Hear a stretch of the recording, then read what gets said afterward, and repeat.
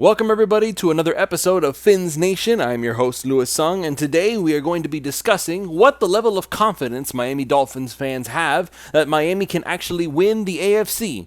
No, I did not forget to add the AFC East. I meant the AFC, the entire conference. I was not looking for the AFC East, not the division title. I am talking about the best team in the AFC.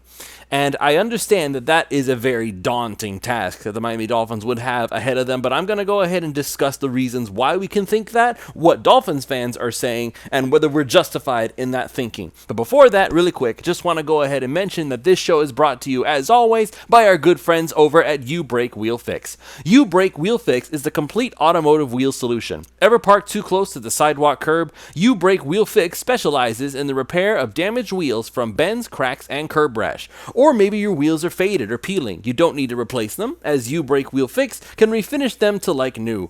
Offering complete refinish options through powder coating, machining, and polishing, You Brake Wheel Fix is the answer to all of your wheel needs. And if you're just looking to give your ride a new look, You Brake Wheel Fix also offers many car customizing options, such as new custom wheels and tires from your favorite brands, performance upgrades, window tinting, and suspension modifications. Located just south of Aventura, you can reach Mark and his staff at 305-748-0112 or online at youbrakewheelfix.com. They are really active on all social media platforms at You Brake Wheel Fix, so shoot them a DM on Instagram, Facebook, or Twitter and get an estimate in just minutes. So don't delay, go to You Brake Wheel Fix and start customizing your ride to show off your Dolphins fandom today.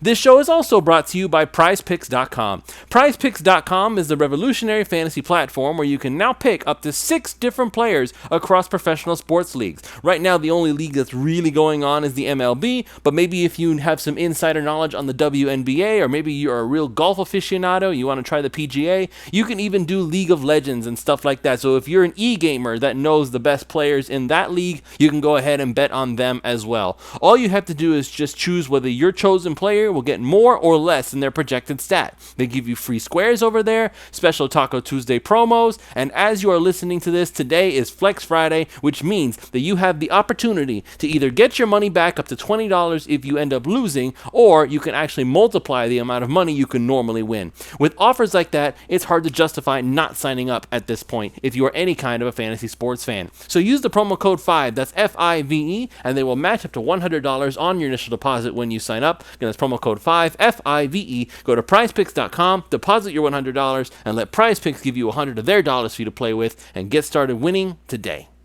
All right, folks, so let's go ahead and get right into this. So the Miami Dolphins, obviously, this is where it all stems from, right? They made a bunch of moves in the offseason, and now, even now, as we get ready for training camp in 6 weeks, again, 6 weeks, it sounds so far away.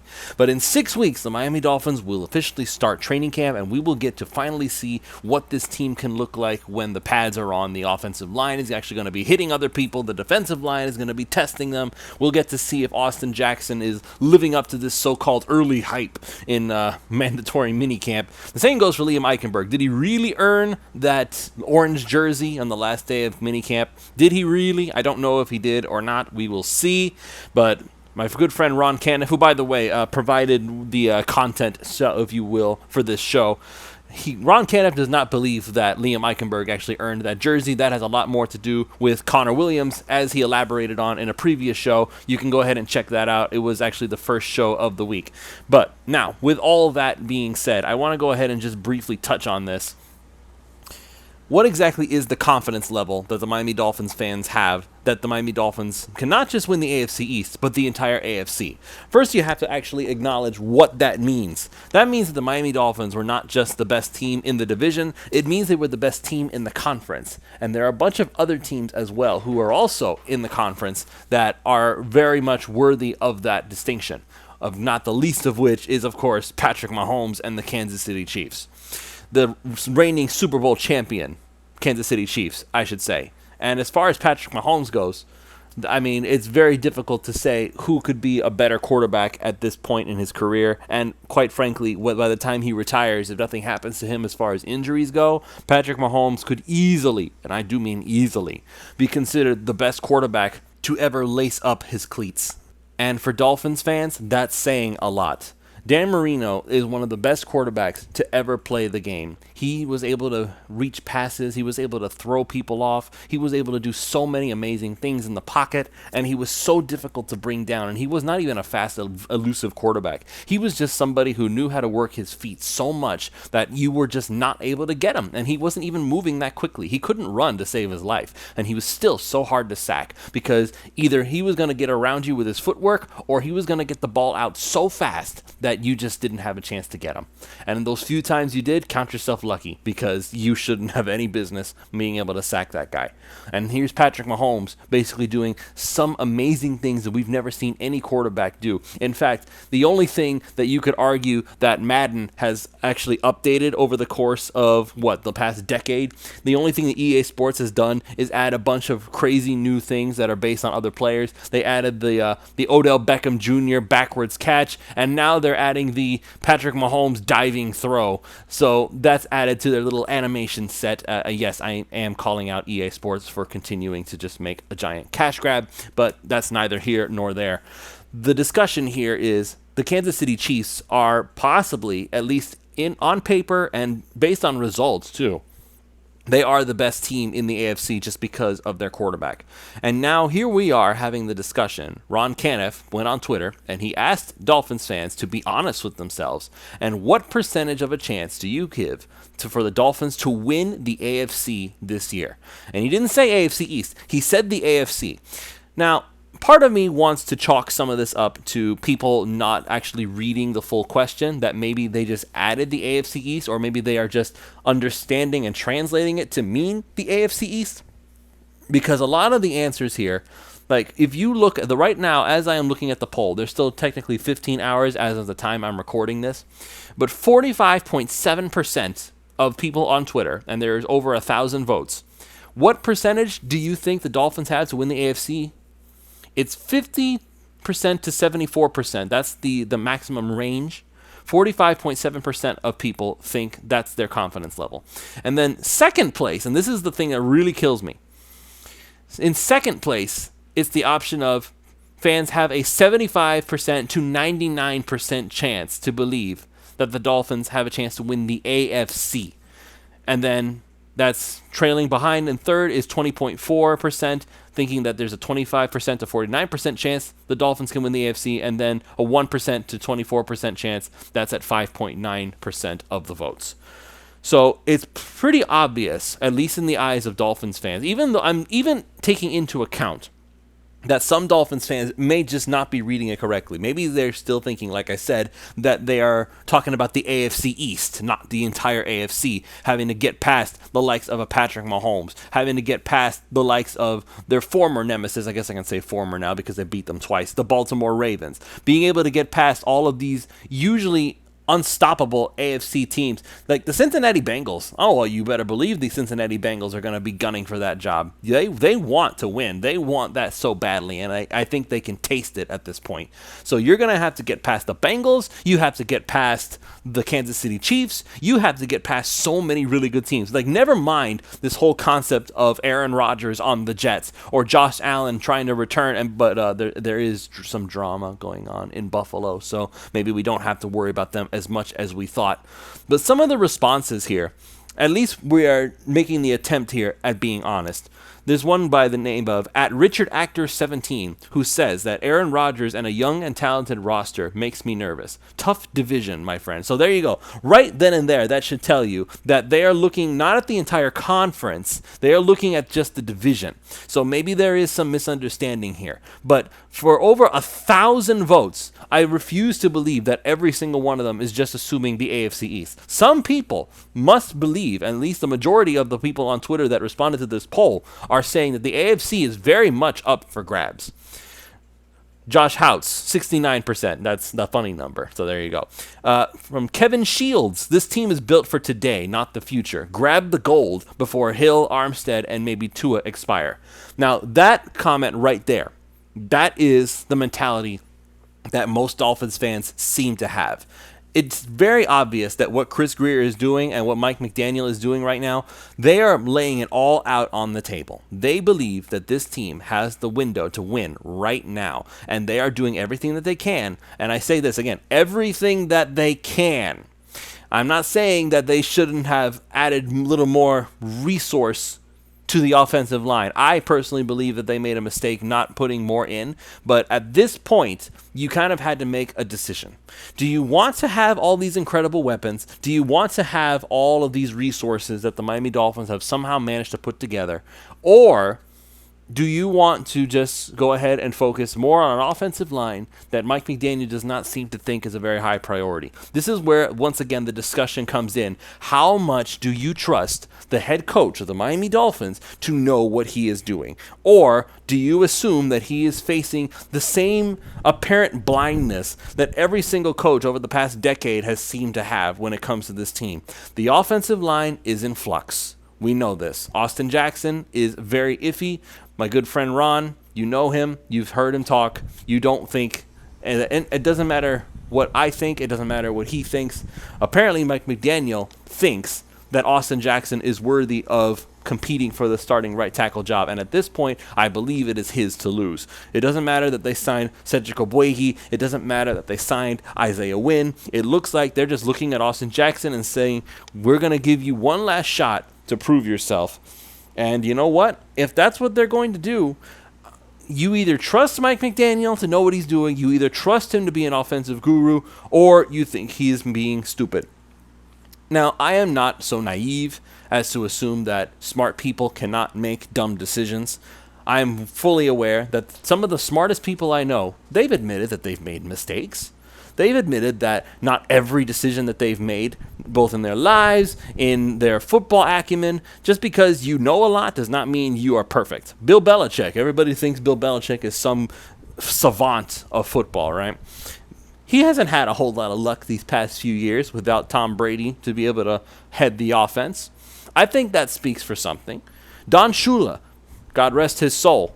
Don Shula, as much as people admire him and appreciate him today, there was a time, once upon a time, I think they were dumb, but there was once upon a time where people were sick of Don Shula and they were ready to move on from him. Or maybe what they were really willing to move on from was Don Shula, the GM, and not so much Don Shula, the coach, which is fair. But that's the same thing with Bill Belichick, right? He doesn't make very good GM decisions. Well, neither did Don Shula. But that just proves the point. A really smart man made some bad decisions, and the team did have to pay for it in the end. So this is what it comes down to. This team is built to win right now. They stacked up when it comes to cornerback. They're stocked up when it comes to wide receiver. They really pushed it when it came to things like the defensive line, because they have so many pass rushers right now that it's honestly scary.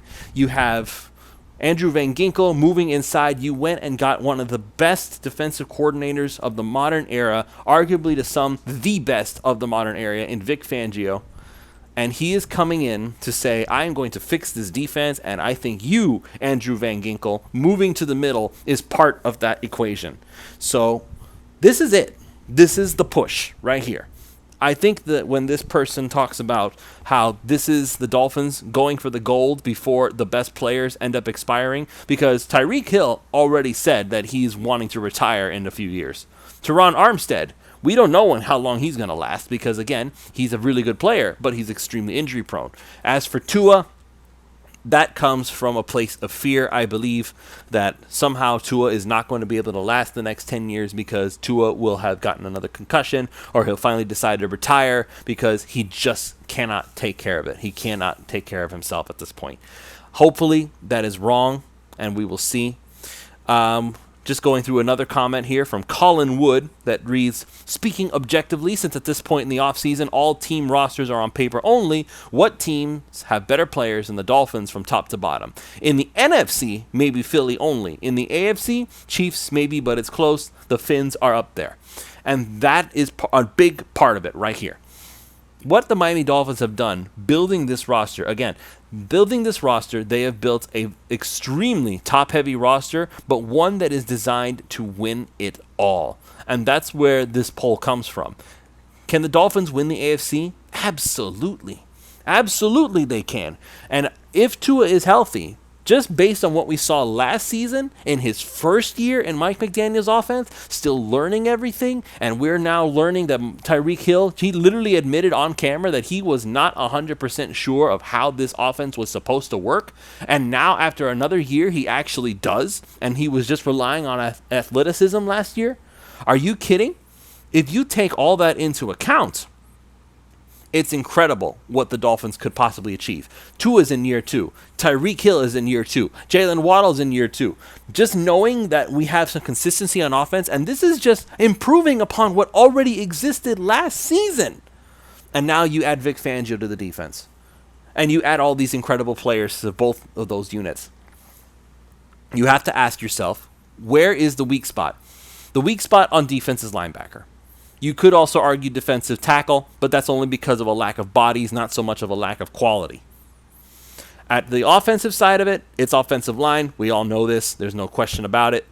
But the Dolphins were able to get by last season with a subpar offensive line and with people off the street trying to come in and just make it so that the Dolphins didn't fall apart at the seams. Tua going down is what ultimately made the biggest difference. But if he can stay healthy, and again, I understand that's a big if right now. There's a lot of fear regarding what Tua's fate is going to be. There's no team that the Dolphins should be afraid of. Here's another comment. This one is from Chris Ballard, who said, whoops, he read that as AFC East. So there you go. He did believe it was AFC East. He thinks that there's an 80% chance the Dolphins can win the AFC East. Very high. That's actually very high. But just the whole AFC, closer to 50%. But if you can think about that for a second, if there's a 50% chance in this person's mind, his 50% confidence level, that the Dolphins can win the AFC, that means that he is 50% confident that the Dolphins can beat the Bengals, they can beat the Chiefs, they can beat pretty much anybody. And so here's another one. JV, it all depends on health. Correct. From this other person here, if Bart De Palma, if Tua plays 14 games and the playoffs while the rest of the team stays NFL average healthy, they have the talent to be the number 1 seed. And that is, again, a very, very, very high level of confidence just because there's 16 teams in the whole conference. And yet somehow the Dolphins, in the minds of Dolphins fans anyway, I understand we're biased most of the time. I understand we're looking at this team maybe not as objectively as we'd like to, but that's just how it goes. But there is one person here. And the one person is basically calling out the entire poll, saying that these answers are delusional. 24% confidence level is reasonably high to win the entire conference, and he is high on Miami. Conservatively, Kansas City is roughly 40%, 60% for Miami, Cincy, Buffalo, Baltimore, New York, and Jacksonville to split. So 24% of that 60 is a solid share.